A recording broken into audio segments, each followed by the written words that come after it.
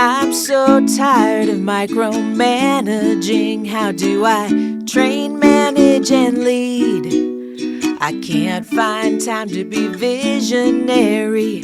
Head down in the weeds.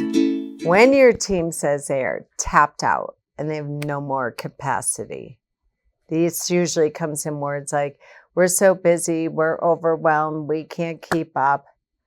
When your team says they have no more capacity, this is super exciting news for you. It means you're on a train to growth. Only if you actually listen and create a hard stop restart and get deeply curious about this. If you're hearing this more and more, and either their verbal words, overdue or uncompleted tasks, or seeing that look on their faces in your team meetings or drive-by delegation in the hallways, it's time to step up the entrepreneur and leader game and tell them, I hear you, I see you, and I got you. Let's get deeply curious about this, dive into the data, the information, and walk out with a solution to gain capacity, focus, and joy in our roles and goals again, assuming you've had it before. And then you anchor to a process. So, number one, you schedule and conduct a 1-hour capacity workshop, part 1, with your entire team, including your outsourced VAs or what have you. You schedule it, then the pre-homework is a time effectiveness exercise for 2 weeks. If you don't know what this exercise is, reach out and we'll give you a sample template on how to handle this.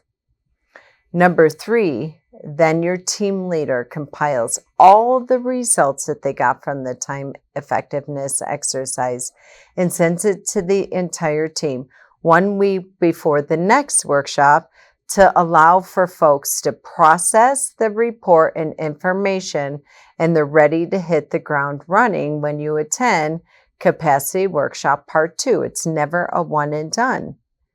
So the next step is you schedule and conduct the 2-hour capacity workshop, part 2, where the entire team comes together and strategizes about what to do with the data and the information. They're going to go back to basics, anchoring to job descriptions, time templates, time chunking. They're going to go back through what lights them up, their unique abilities, their Colby assessments, their Strength Finder, their DISC assessments, their DNA, and see where they're working outside of their zone of genius. I bet my bottom dollar there's common themes where when you take everybody's, if I had a magic wand and I could delegate one of the questions in the time effectiveness exercise, you're going to see a common theme for what your next right move and hire is. And then number 5, your weekly stakeholders agenda. This is where every single week you're going to review that strategy that came out of the capacity workshop number 2.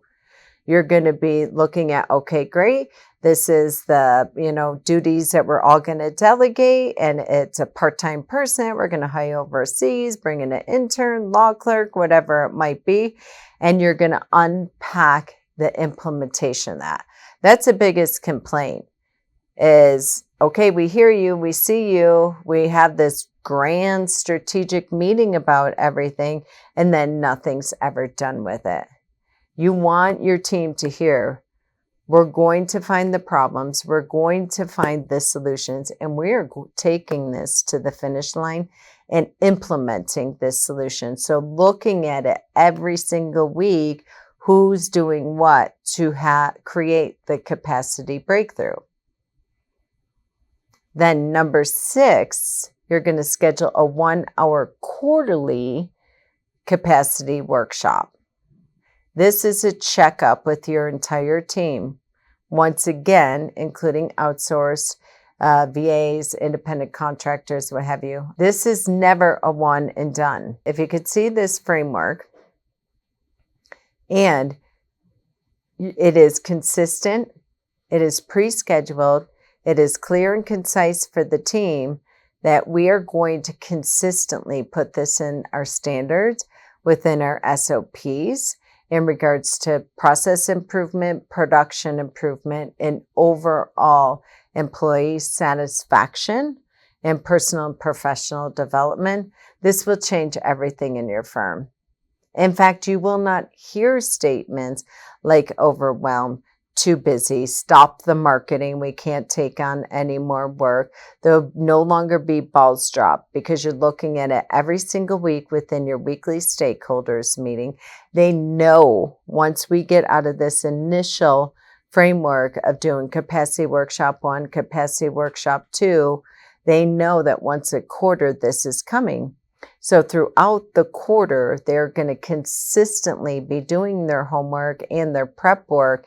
And when you hit this stride of doing quarterly capacity workshops, they're going to hit the ground running. They're already going to come in with the solutions in regards to time, money, resources, how long it takes for each step within your process, how long it should take, how long it's actually taking, and come with consistent process and production improvement, which is the only way you reach your goals, which is the only way to profitability.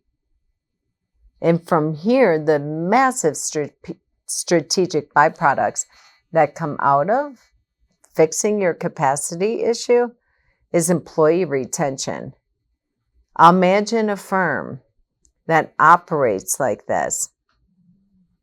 We hear you, we see you, we got you, and we're going to fix this. And the answer's in the room.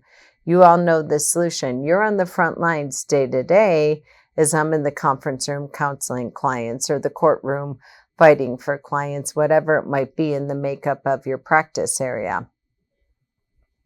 So if you're hearing the rumblings, if you're feeling the rumblings, is point blank statement, we are at capacity and your team is being incredibly clear or maybe being passive with we cannot take on any more. You can't run a business like this. You can't grow a business like this.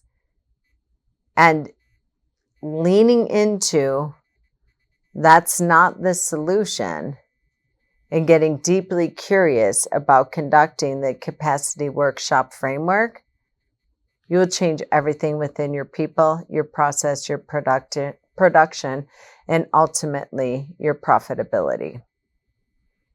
So if you don't have a time effectiveness exercise, you're not familiar with it, reach out. We'll be more than happy to share a copy with you to get you started. No excuses. You have the framework. You're going to have the exercise. Share this podcast with a team member. If you're the visionary or the entrepreneur and you are hearing these rumblings, you're feeling this groundswell, this is the greatest definition of delegation and leadership and trusting your team. Forward this podcast and say, implement this immediately. I'm so tired of micromanaging. How do I train, manage, and lead? I can't find time to be visionary. Head down in the weeds.